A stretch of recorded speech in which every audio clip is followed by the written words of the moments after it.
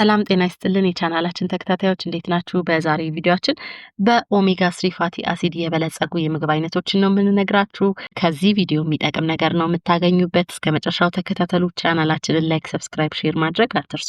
ኦሜጋ 3 ፋቲ አሲድ የምንለው እንግዲህ ለሰውነታችን በጣም ወሳኝ የሆነ ጤናማ የሆነ የፋት አይነት ነው። ለአይምሯችን ጤንነትና እድገት በጣም ወሳኝ ነው። እንዲሁ የልባችንን ጤንነት ለመጠበቅ በጣም ያስፈልገናል። ሌላው ኢንፍላሜሽንን በከፍተኛ ሁኔታ ነው የሚቀንስልን።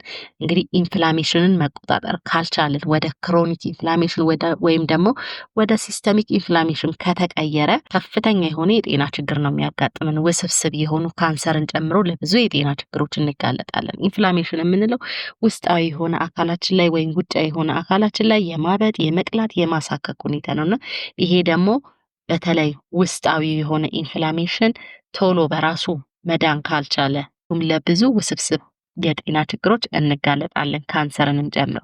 ስለዚህ ኢንፍላሜሽንን አንታይ ኢንፍላማቶሪ የሆኑ ምግቦችን በማካተት ኢንፍላሜሽንን መቆጣጠር ይኖርብናል ማለት ነው፣ ወይም መቀነስ ይኖርብናል።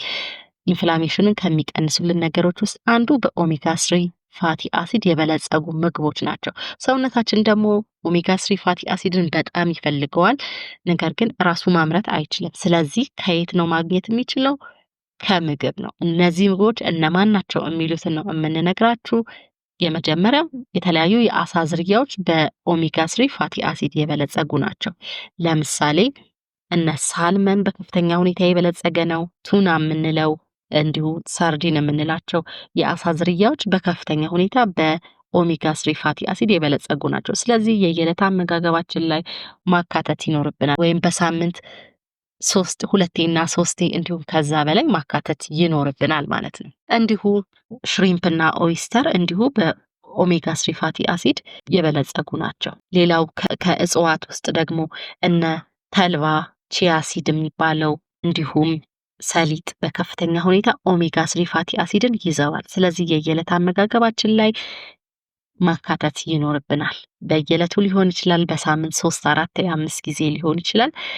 አዘውትረን የምናካትት ከሆነ በመጠኑ አድርገን ሰውነታችን የሚፈልገውን ያህል ኦሜጋ 3 ፋቲ አሲድ ማግኘት ይችላል ማለት ነው። ሌላው በሰፕሊመንት መልክ ማግኘት እንችላለን። ከሐኪም ጋር በመነጋገር በቀን ምን ያህል ዶዝ ያስፈልጋል የሚለውን ከሐኪም ጋር በመነጋገር ሐኪምን በማማከር በሰፕሊመንት መልክ ደግሞ መውሰድ ይቻላል።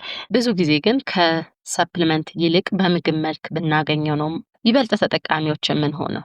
እነዚህን እንግዲህ ከላይ የዘረዘርናቸውን በኦሜጋ 3 ፋቲ አሲድ የበለጸጉ ምግቦችን በማካተት ሰውነታችን በአግባቡ ስራውን ለመስራት የሚፈልገውን ያክል የኦሜጋ 3 ፋቲ አሲድ ማግኘት እንችላለን። የሚጠቅም ነገር አግኝታችኋል ብለን እናስባለን። ስለተከታተላችሁ ከልብ እናመሰግናለን። ቻናላችንን ላይክ፣ ሰብስክራይብ፣ ሼር በማድረግ አሳድጉልን። ቻው፣ ሰላም ሁኑ።